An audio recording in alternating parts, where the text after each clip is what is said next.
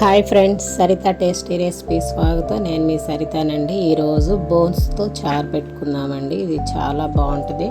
వేడివేడి అన్నంలో ఈ చారు వేసుకొని తింటే అసలు సూపర్ అంటే సూపర్ ఉంటుందండి. మనకి జలుబు చేసే టైంలో కానీ మనకి ఇది చాలా బాగుంటుందండి.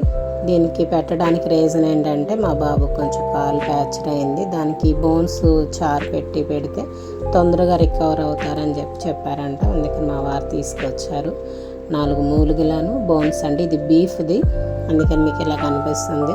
1 కేజీ బోన్స్ ఉంటాయండి. మూలుగులు కాకోకుండా బోన్సే కేజీ తీసుకొచ్చారు.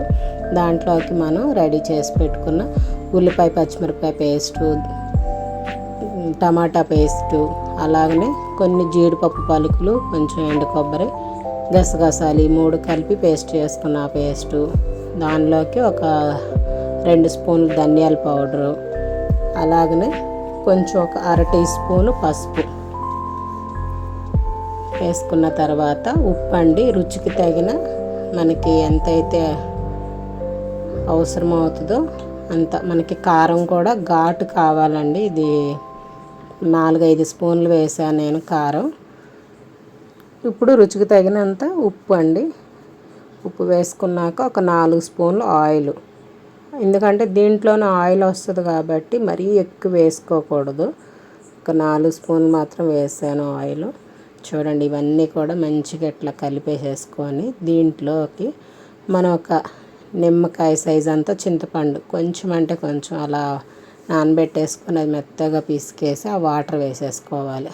ఎందుకంటే ఇది చప్పదనం రాకోకుండా ఇది వేస్తే టేస్ట్ చాలా బాగుంటుంది. మీరు కూడా ట్రై చేయండి.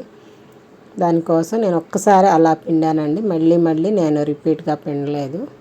ఇవి చూడండి, మొత్తం కలిపేసుకొని మనకి సరిపడా వాటర్, అంటే కేజీ బోన్స్ కాబట్టి నేను దగ్గర 2 లీటర్లు వాటర్ వేసానండి. ఈ 2 లీటర్ల వాటర్లో దీంట్లో మళ్ళీ కొంచెం కొత్తిమీర, పుదీనా, కరివేపాకు వేసాను.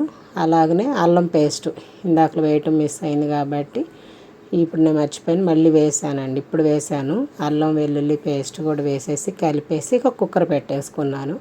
అరగంట సేపు కుక్కర్ మనకి వదిలేస్తే ఇక చూడండి, 2 లీటర్లు పెట్టాను కదా, ఎంత వాటర్ మరిగిందో చూడండి. దాంట్లోకి మనం పుదీనా వేసేసుకున్నాము. చూస్తే ఇంకా వాటర్ కొంచెం పలచగా అనిపించింది నాకైతే.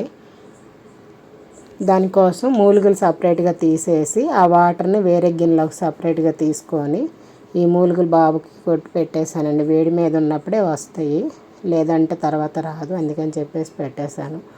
ఇది వేరే గిన్నెలోకి సపరేట్గా తీసుకొని కొంచెం సేపు మరగనిచ్చి దాంట్లో 1 స్పూను గరం మసాలా వేసేసి మరగబెట్టానండి. అప్పుడు చాలా దగ్గరగా వచ్చింది. టేస్ట్ కూడా బాగుందన్నమాట, ఘాటుగా కూడా. వేడి అన్నంలో చూడండి, రైస్లో వేసుకొని తింటే అసలు ఎమ్మీగా ఉంది. మరి మీకు నచ్చితే నా ఛానల్ సబ్స్క్రైబ్ చేసుకొని నాకు లైక్ చేయండి. మీరు కూడా ఒకసారి ట్రై చేయండి. ట్రై చేస్తే మీకు ఎలా వచ్చిందో నాకు కామెంట్ పెట్టండి. చూడండి, చూస్తుంటేనే నోరు ఊరిపోతుంది కదా. మా బాబు ఎలా తింటాడా అనుకున్నాను, కానీ ఇష్టం